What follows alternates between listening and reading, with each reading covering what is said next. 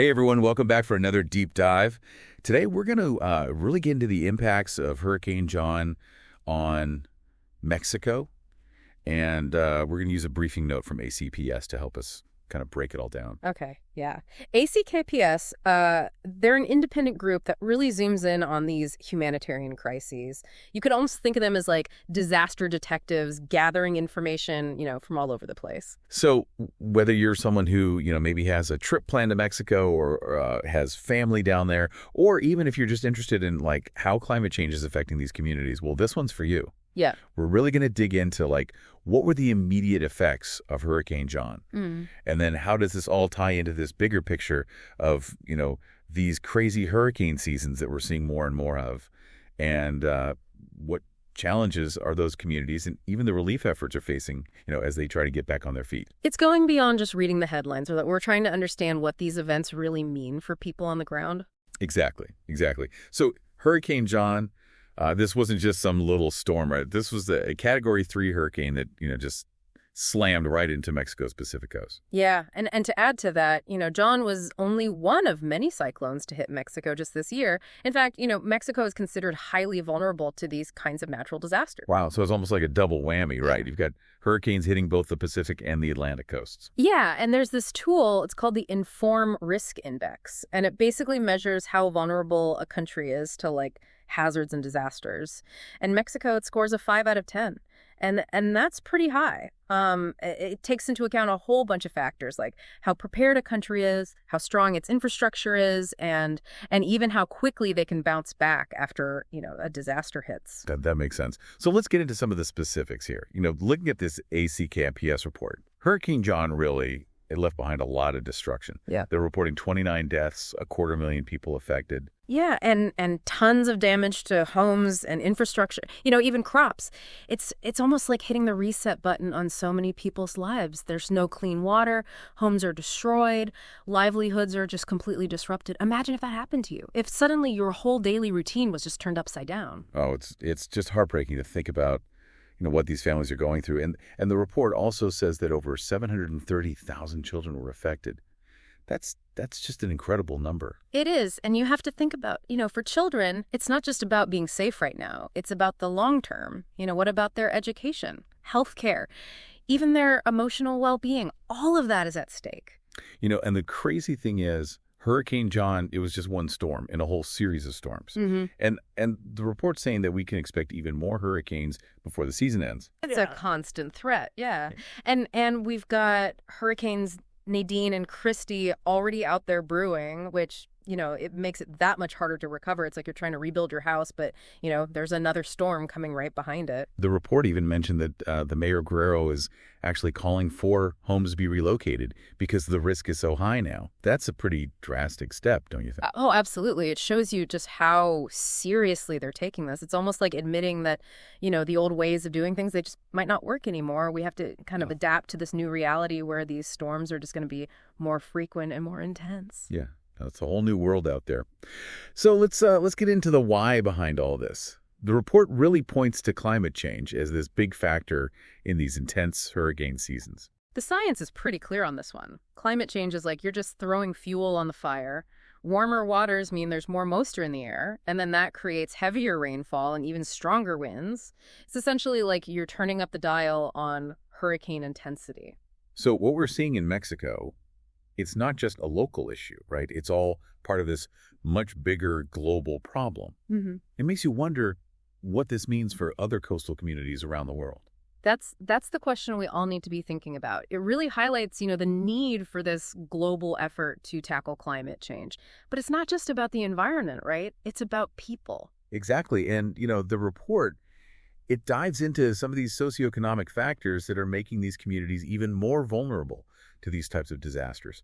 Things like poverty, the lack of access to essential services, and even insecurity, caused by armed groups being in the area. All of these challenges, they're all connected. Think of it like this. If you're already struggling to just put food on the table, a natural disaster can just wipe you out completely. I was really struck by this detail in the report where it talked about how some communities only have access to water every few days. Can you imagine trying to, recover from a hurricane when you don't even have consistent access to something as basic as clean water. It's a stark reminder of how poverty it reduces your ability to cope with these kinds of events. So with all these challenges in mind, what's being done to help?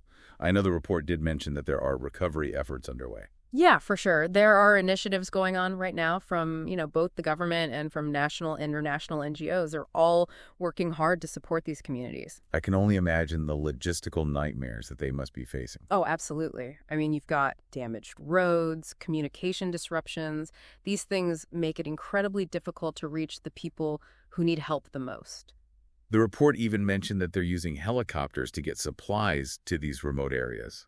And then you've got this added problem of armed groups controlling certain areas, which makes it even more dangerous and complicated to deliver aid. It's a multi-layered problem for sure. We've got this immediate crisis, but then we also have to think about the long-term needs, rebuilding infrastructure, supporting their economic recovery, and then ultimately we have to address those root causes of vulnerability. It's definitely a long road to recovery. So beyond just providing aid, what are some of the kind of key things that need to happen to ensure these communities can really rebuild and thrive again?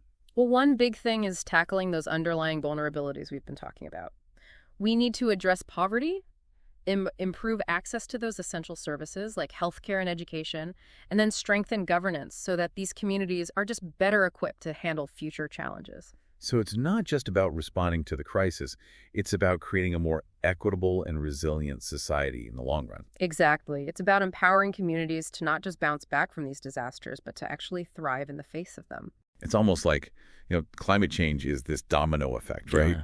Where one problem just leads to another. And speaking of problems that are all kind of tied together, the report also talks about this issue of insecurity, especially in these areas that are controlled by these armed groups. So how does that play into all of this recovery process? Yeah, that's a really important point to bring up. Remember that informed risk index we talked about? Well, it doesn't just look at natural hazards. It also considers things like, violence and political instability. Oh, okay. So a high score doesn't just mean that you're vulnerable to hurricanes. It means you're vulnerable to all sorts of stuff. Exactly. And when you have these armed groups operating in these regions, it just creates a whole other set of problems. It can really slow down getting aid to people.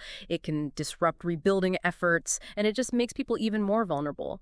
I mean, can you imagine trying to rebuild your life when you're also worried about your safety? Yeah, no, absolutely not. And the report specifically mentioned the state of Guerrero, where, there are all these different criminal groups that are active.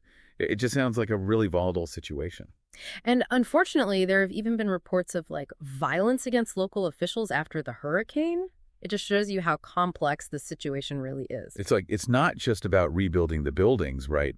It's about dealing with all of these deep-rooted problems that make these people so vulnerable in the first place. Absolutely, yeah. And that kind of leads us to the question of the long-term solutions, right? How do we stop just reacting to disasters all the time and start actually building communities that are more resilient? All right, so let's get into that. What are some of the things that need to happen, to make sure these communities have a future that is both secure and sustainable? Well, one big thing is, addressing those vulnerabilities that we keep talking about. That means tackling poverty. It means improving access to basic services like healthcare and education. And it means strengthening governance so that communities are just better prepared to handle these kinds of challenges when they pop up. I mean, that sounds like a pretty massive undertaking. Yeah, it is. It's a lot. But it's so important if we actually want to break this cycle of disaster and vulnerability. Think of it as we're investing in a stronger foundation so that when the next storm comes along, the house can actually stand up to it. Okay, I like that analogy. And then, of course, there's this elephant in the room, climate change. The report was really clear that this is a big reason why we're seeing these crazy, intense hurricane seasons. So what can we do about that? Well, that's where global action really comes in. We need to reduce our greenhouse gas emissions. We need to invest in these renewable energy sources, and we need to support these adaptation measures, especially in these communities that are most vulnerable. And that means things like building seawalls, restoring mangroves to help protect the coast, and maybe even relocating some communities away from these high-risk areas. Yeah, it's like climate change. It's not just an environmental issue anymore. It's a human rights issue. It's a social justice issue. It's a global security issue. It's all of it wrapped up in one. And we're seeing the effects of it right now in communities all over the world, just like what we saw with Hurricane John in Mexico. It's not some like far off problem. It's happening now. So with all of that in mind, you know, what can our listeners do? What actions can people take to actually make a difference? Well, I think the first thing is, stay informed. Read articles, listen to podcasts, follow some of these organizations that are doing really good work in these areas. The more we understand what's going on, the better choices we can make. Knowledge is power, right? And speaking of good resources, there's ACAPS, the organization we've been talking about this whole time. They have some really great information and analysis about all sorts of humanitarian crises. Yeah, they're a great resource, and we'll make sure to put links to their website and some other helpful resources in the show notes. Perfect.